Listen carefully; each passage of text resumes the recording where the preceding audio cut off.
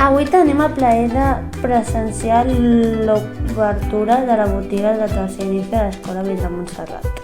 La botiga forma part del projecte educatiu de segon curs, però el curs passat no van poder obrir la botiga a causa del confinament. Aquest mes de novembre els alumnes de tercer tenen la possibilitat de fer l'obertura de la botiga d'Ife Charlie.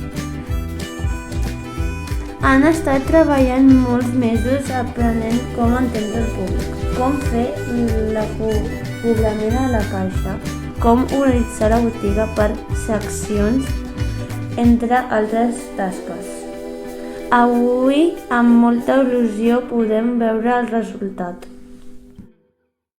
Esteu molt nerviosos? Bueno, al principi jo ja estava bastant nerviosa, però després m'he acostumat i he anat fent. Yo no. Una mica sí, molt no.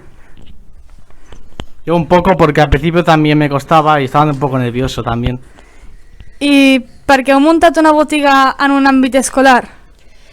Perquè era el projecte que s'havia de fer, en aquest cas, obrir una botiga. Que xulo, moltes gràcies i us passo amb la Laura Grau. Què aneu a la vostra botiga?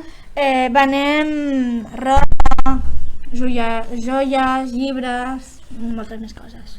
Quines seccions teniu a la vostra botiga? És excepció de roba d'home i noia, també accessoris, també joies, hasta més coses. És molt estressant muntar la botiga? Sí. Una mica sí, perquè entre que vam tenir que muntar la botiga jo em vaig estressar una mica, això sí. Moltes gràcies. Pues quan vau trigar a muntar-ho tot? Entre muntar la botiga, decorar-la i tot, 6 mesos vam tardar. I tots aquests productes com els heu aconseguit? A promocions, col·laboracions. L'any passat no vau poder obrir la botiga. Què va passar? Va passar que ho teníem tot ja muntat però no podem obrir-la perquè ens van confinar a casa.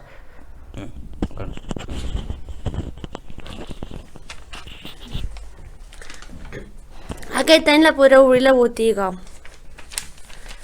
Com vau decidir aquest logo que fos el logo de la botiga? Pues vam decidir entre tots el logo, o sigui, votant i decidint quin seria l'adequat per la tenda. Us veieu en un futur treballar en una botiga? Jo no. Jo tampoc. Jo crec que sí.